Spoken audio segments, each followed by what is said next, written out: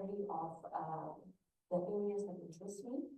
If there are professors here who have interest in any of these areas, I'm very open to talk, to discuss, to exchange later on after the presentation. So today I will be presenting two works. One is published in 2022 and in the Journal of Rehabilitation Management, and that is a paper on play and psychological safety. It's a piece of ethnographic work, so it's a qualitative research. And the second one is a working paper that I'm working with a few organizational psychologists in Italy. And here we look at, it's actually related to high reliability organizing. So Italian air traffic controllers. And we look at mindfulness and how that has an impact on managing critical incidents for air traffic controllers. So I will start with my paper on play. Just a few words about my interest in this area. I have my PhD dissertation was based on this very long ethnographic study, and in the management field, the area of play is not very well developed. So I had to do the extra work of carving out an academic community for myself. And till now, it has been very positively accepted in the academic community. I've had a few accolades in terms of Best Paper Award in a couple of very important conferences of the management area.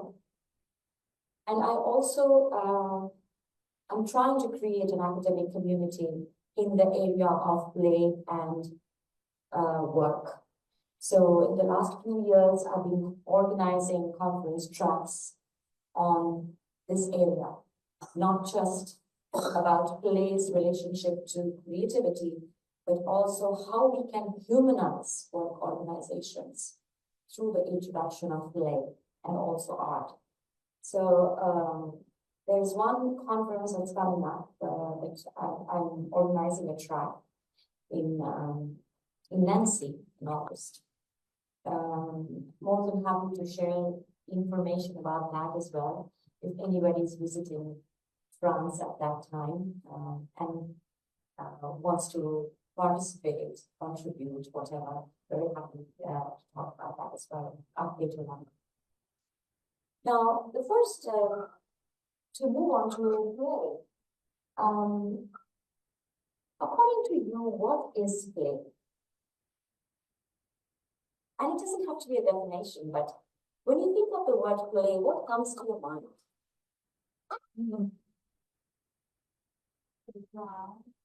A place, okay, a place.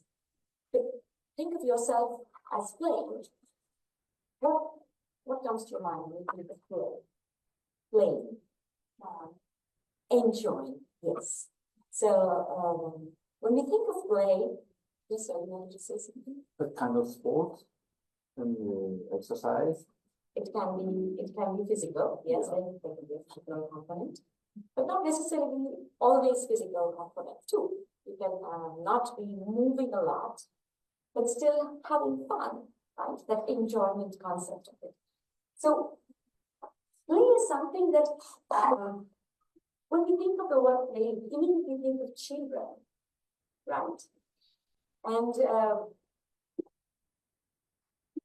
it's true that in the area of psychology, play has been linked to developmental stages. Based on how the child is playing, we decide, okay, which developmental stage the child is going through. And psychology, like for example, Piaget's theory of children's developmental stages, talks about play. In fact, disciplines like psychology, anthropology, history, sociology have really been interested for decades to understand play and how it influences individuals as well as a society. And the anthropological field of one of the most well-known, developed theory in anthropology on play was done by Johann Huizinga. And he actually says in his book Homo Ludens that play is something that is older than culture. And it lies at the cradle of civilization. Before civilization happened, we were playing.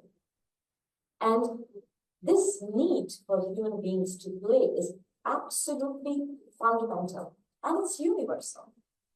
So a child anywhere in the world would very naturally play, whether it's whichever culture the child is. And Huizinga talks about the concept of freedom, exploration, discovery that is associated with play.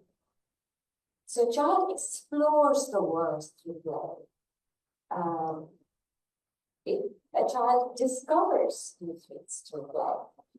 And of course, if you look at, you read his book, Homo Ludens, you will see that Huizinga brings in examples of ancient Chinese culture, ancient Indian culture.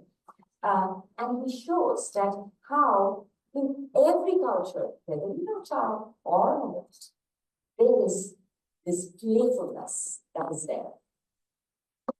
And psychiatrist Stuart Brown says something which I find fascinating. He says that when we engage in play, we engage in the purest expression of our humanity. And he also mentions that we don't need to play all the time with it, but we need to have those moments of play that acts as a catalyst and influences our professional and family relationships. And he also goes further to say that we were designed to thrive with play. Now, in organizational studies, in the management literature, we have not had a very positive relationship with play, traditionally speaking. So, in the traditional management literature, play was seen as almost antinomical to work, opposite of work. Okay?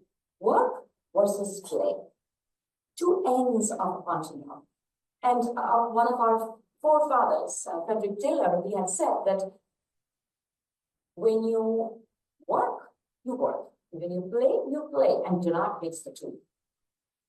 But you have to keep in mind, of course, this was 1911, and there were reasons, probably, Industrial Revolution, etc., to think in that way.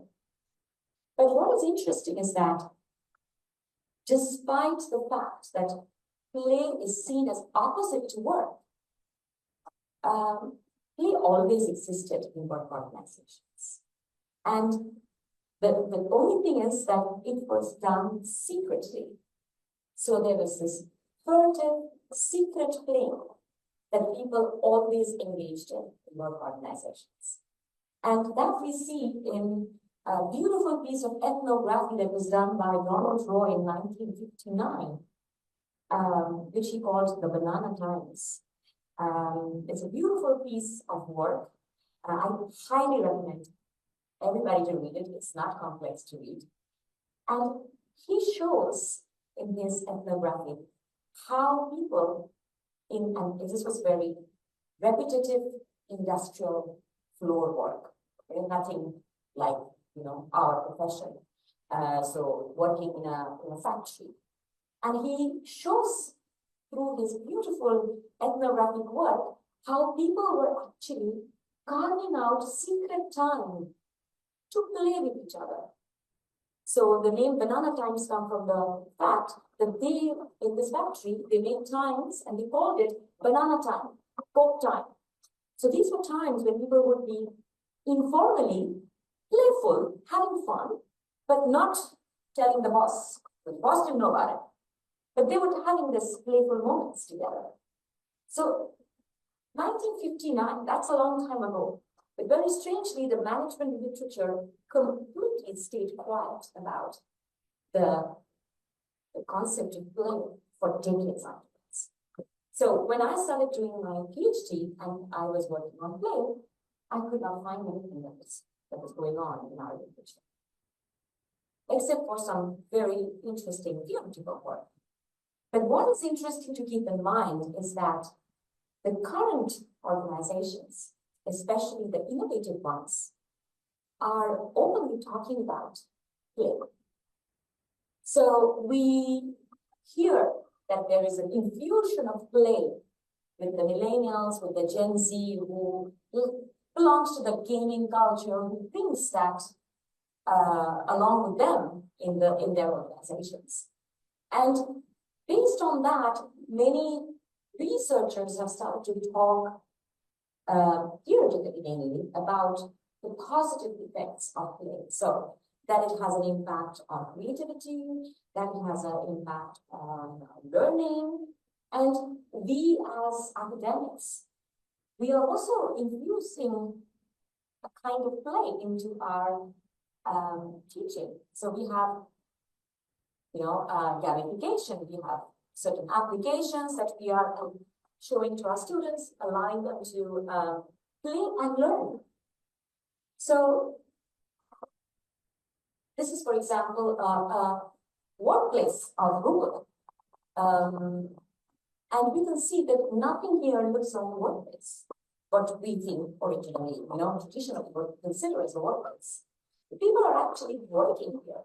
And it's not like they're only having fun, because we all know how much these people work to stay, at the edge of innovation all the time. So clearly, there are organizations who are open to doing this. So it's time that we talk about it and we do research on it. So looking through the literature of whatever has been said about play in organizations, we find that there are two kinds of play. One is what we call diversionary play. What does that mean? It means engaging in light activities which are not related to work and which are enjoyable to some extent. And those are things like meeting your colleague in the air cooler, in the water cooler for a coffee, having fun by discussing about, movies, some things that we always do at work, right? We bump into our colleagues in the corridor and we crack a joke, or we sit and chat about something funny. So those are light, non-work related activities. The second type that has been documented or spoken about is what is called serious play. And the term came into being in 2000 by an MIT professor Michael Scratch, who talked about in his book, he actually wrote a book on serious play. And serious play is basically work. It's work, but it is performed in a playful way. So gamification, for example, when we want to teach kids or adults to something new, we say, okay, use this playful method to learn it. Most of you may have used applications like Babbel or Duolingo to learn a language. And that's kind of gamification because it's playful, it's interactive. You do something right and it says, oh wow, you've got a badge. You've got to the next level and you have some gold coins which you can use. And you stay engaged because it is motivating, intrinsically motivating to get that kind of interaction. So that's gamification. So these are the two types of play that we know about in work organization. Now, when I went to do my ethnography in an organization which I would call Lego, this organization is in the north of India. So I went 3 times and did for 3 consecutive years a long ethnography, living with the people who worked in this organization and staying for months at a time from 9 a.m. to 9 p.m. in this organization, trying to understand what is going on. And when I went, true to ethnography, I did the spirit of ethnography. I did not have any idea about what I was going to study. I just knew that I was going to look at how they innovate, because this is an innovative organization. But there was no research question, and I wanted to be true to this anthropological style of understanding an organization. And I saw this when I entered this organization. That's the wall. So people in this organization are doing graffiti in the walls. And this is, for me, that was quite a shock, because this didn't look like a serious, innovative organization to me at that time. A little bit about Lego. Highly intense collaborative work is done in this company. Like any innovative company, people have to collaborate, because no innovation is done in a solitary way, of course. What is also interesting is that people select a lot of their tasks. So, and there's very little monitoring. So people take their work, responsibility on their own shoulders. There is no policing to see when they're coming, when they're going.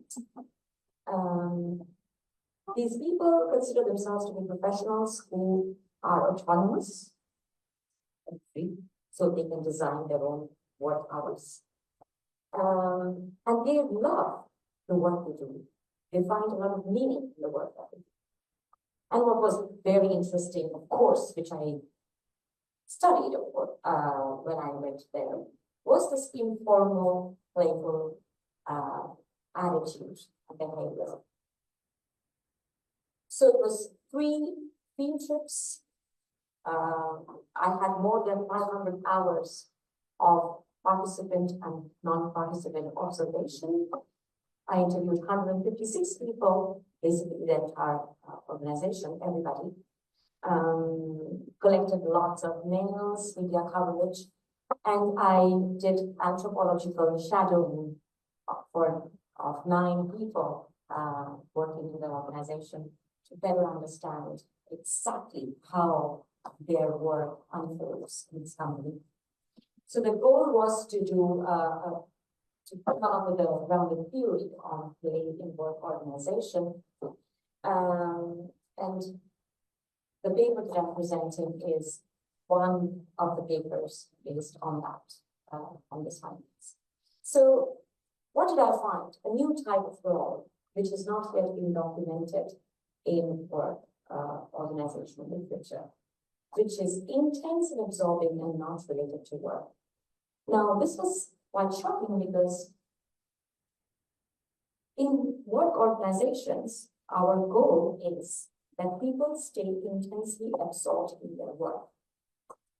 Anything else that takes your intense absorption means it's moving you away from your work. So that doesn't support the concept of organizations, actually. Because if I'm paying somebody to work in my organization, I'm paying because I want that person to give his full self to the work, to be completely engaged in the work. Now, how come people are being intense and absorbed in a playful activity, yet not only is it accepted, but it will be promoted by the organization, and 2, they are producing an unending chain of innovative products over a period of time. So that was the enigma of this company. What I found was that this playful practice leads to sustained innovation. And it does so through psychological safety. Now, psychological safety originated in the psychology literature and has entered organizational literature. It basically means when people feel that they will not be negatively evaluated by those around them, and they can be their true self. For example, we feel under normal circumstances psychologically safe than we are with our family at home. Where we do not feel that we will be criticized, negatively evaluated, thought as stupid or anything. And what we found in this work is that I don't want you to get worried about it too much, but I'll unpack this to make it simple for you. So what we found was that play practice leads to what came out from the data, basically. So what we found was that it leads to an environment, a psychologically safe environment, where people feel safe to voice their opinions. They respect each other. They feel safe to give negative feedback, which is very complicated in work organizations. Tell your colleagues that I don't approve of the work you did, or this is a mistake that you've done. Because when we do that, often the relationship is affected. Often the person stops expressing themselves, thinking, what if I say something stupid now? So this was an environment that was created due to playful practice, where people could make mistakes, people could take risks, people could help each other, and they feel safe to voice their thoughts and feelings. Now, when that happens, obviously, generating new ideas, dealing with conflicts, which happens a lot when we're in a meeting, all of that becomes very easy.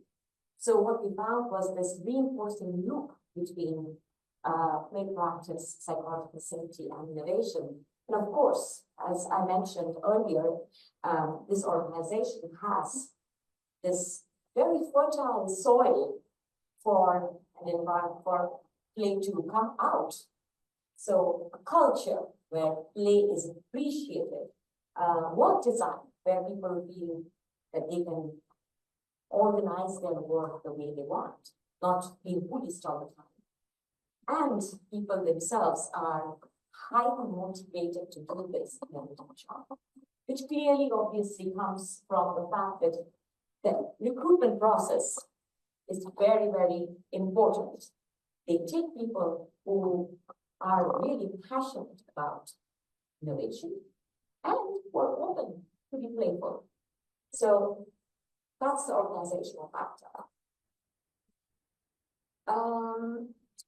So the practical implication, what does all of this mean, practically speaking? How can we use this, the results of this study in real organization? First thing is about how play unfolds in the company. Play has to be engaged in freely and voluntarily. If you are my boss and you tell me, Jinia, it's 4 p.m., please go to that room and play for 1 hour and come back, it's not fun anymore for me. It becomes a work for me because you're my boss.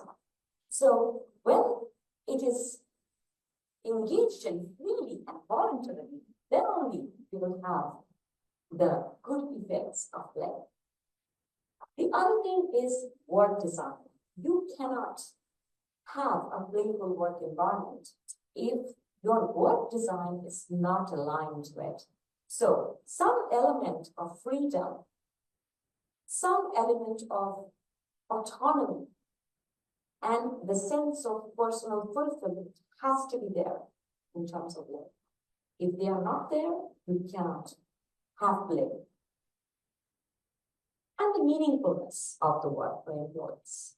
People who, and what is interesting is that a lot of young people, not just young people, a lot of people, I would say, actually value meaningfulness of work more than money nowadays.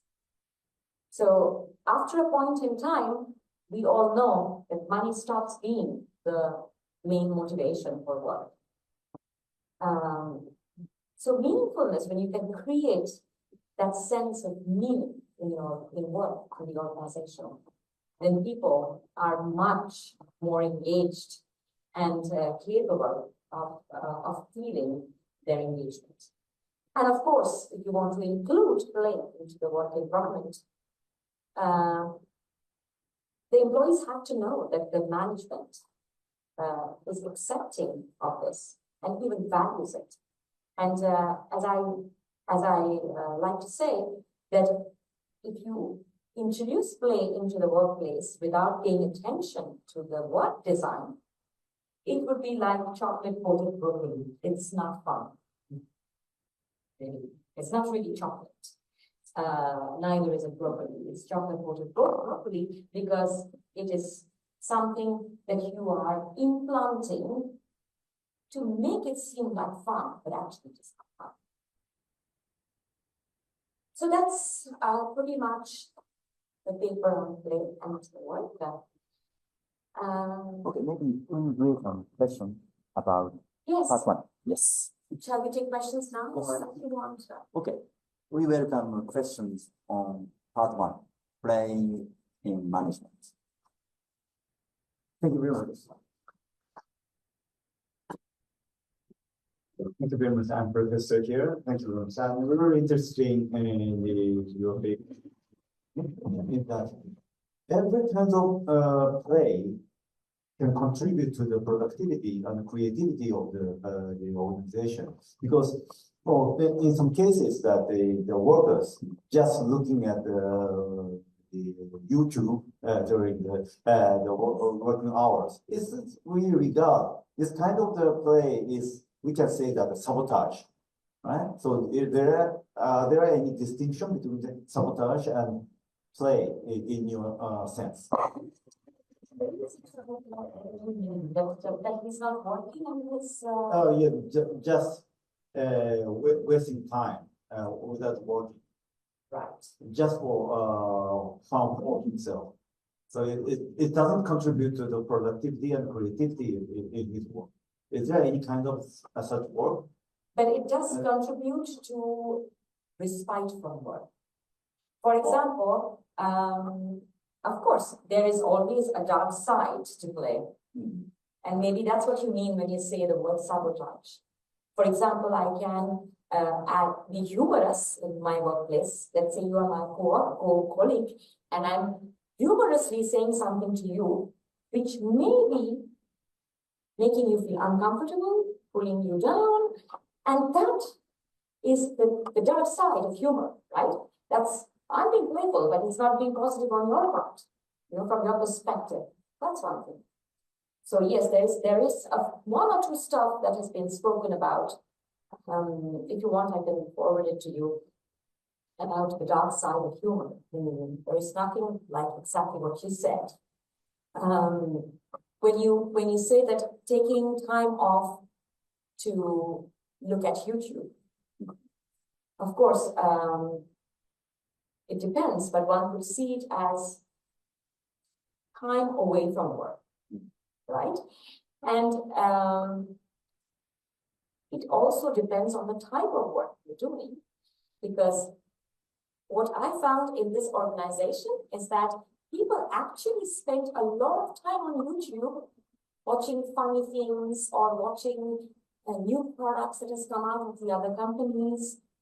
And that was actually useful for them because some of it was helping them to unwind from work, and some of it was giving them new inspiration to come up with something on their own.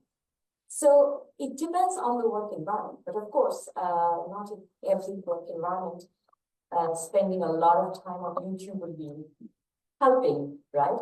So no, there has not been nothing that has been done to answer your question. We don't know anything in the literature that looks at how these kind of breaks can, as you mentioned, negative for the work.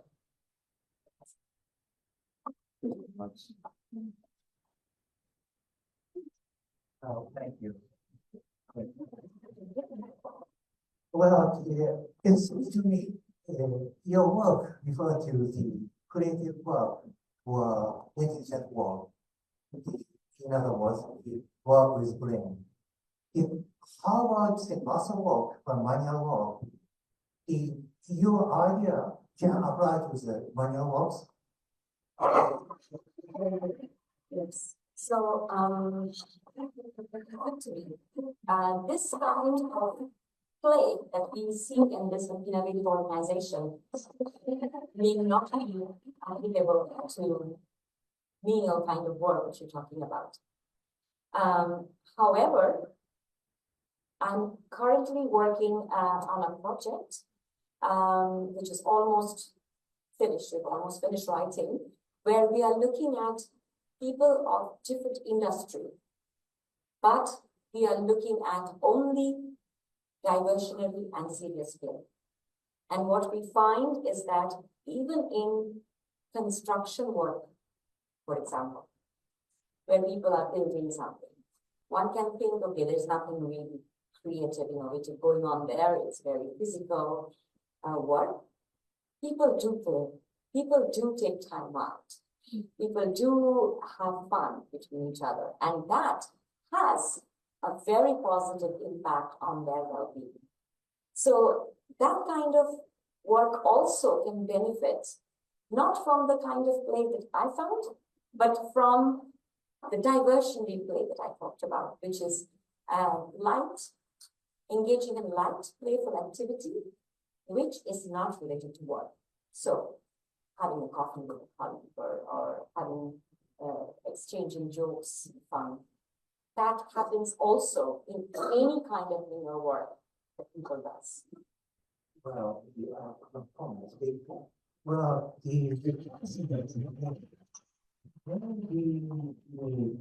freedom from the temple of work is say, I imagine that the original, the old type of work with song, work song. In Japan, many farm workers do work with songs. With singing a song. Singing a song, yes. And that was also beautiful.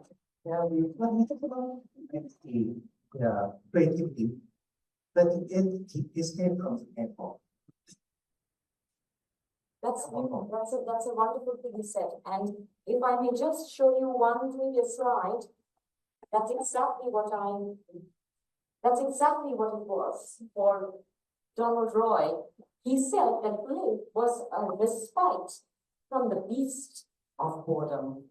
And here you're talking about suffering, which is pretty much exactly that. So in this kind of very taxing on your body, very repetitive, rich jobs, like you said, the farmers, a lot of their work is very physical and maybe also repetitive, right? It's nothing like you can do creative work in the farming every day, right? So yes, so they have devised their own mechanism to get that respite. This is amazing. I didn't know that in Japan this was a thing. Thank you so much for sharing.